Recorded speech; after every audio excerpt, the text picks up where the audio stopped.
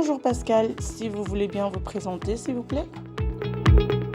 Donc, je suis le directeur d'exploitation de Gilman. Je suis ici depuis 18 mois maintenant, avec une mission qui a été la réorganisation de Gilman par rapport à sa nouvelle stratégie et avec des plans de développement qui sont principalement le fait de s'orienter sur les grands projets sur Madagascar, aussi bien dans le domaine tertiaire, évoluer à forte valeur ajoutée, genre clinique, IGH, c'est-à-dire les immeubles grande hauteur, les immeubles recevant du personnel ou des particuliers, ce qu'on appelle les ERP, tout ce type de locaux, mais aussi maintenant un fort développement, une volonté d'un fort développement dans le milieu industriel.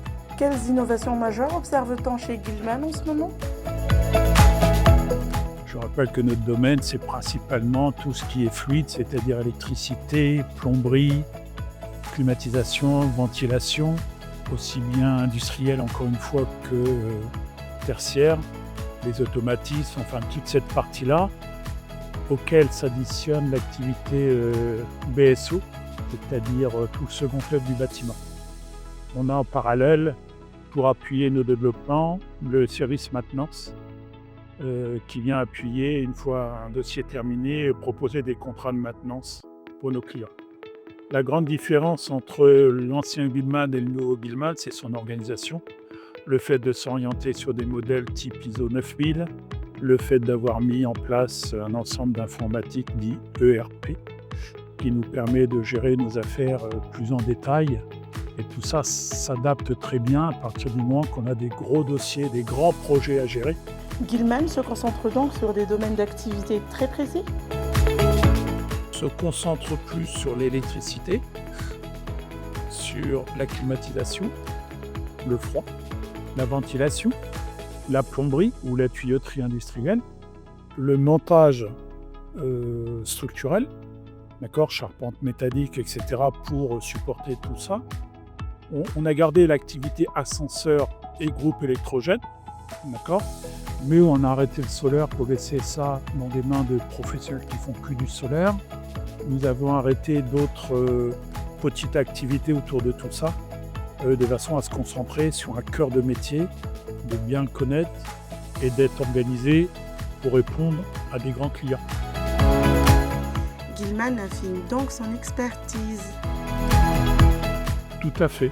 Elle affine son expertise, elle cherche à se développer pour amener encore un autre niveau d'expertise dans les domaines dont je viens de parler, de façon à être très présent sur tous les grands projets de Madagascar. C'est l'ambition. Et l'objectif de Gilman dans tout ça? C'est en dehors de ce qu'on appelle le clos couvert, c'est-à-dire le gros œuvre, les façades, etc. L'objectif de Gilman numéro 1, c'est ce qu'on appelle les fluides du bâtiment ou de l'industrie, d'accord, ou des usines, etc. Et en complément, comme nous le demandent certains clients, c'est d'être capable de répondre à ce qu'on appelle tout corps d'état, c'est-à-dire aussi bien les cloisons, les murs, les fenêtres, les portes, l'électricité, le courant faible, le contrôle d'accès, la ventilation, tout en un seul lot. C'est ce que fait Gilman aujourd'hui. Nous arrivons au terme de cette interview. Le mot de la fin?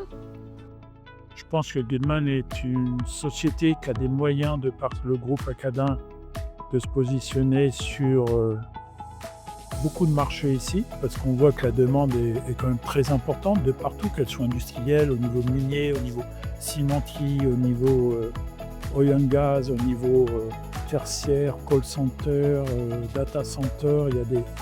On a tous les jours de projets, il y a des financements internationaux, il y a un potentiel qu'on peut trouver rarement et encore moins dans des pays occidentaux qui sont à un niveau de stabilité.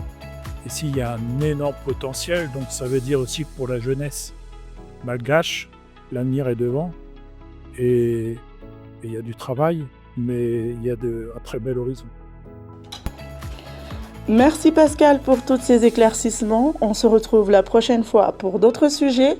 D'ici là, confiez vos projets à des professionnels.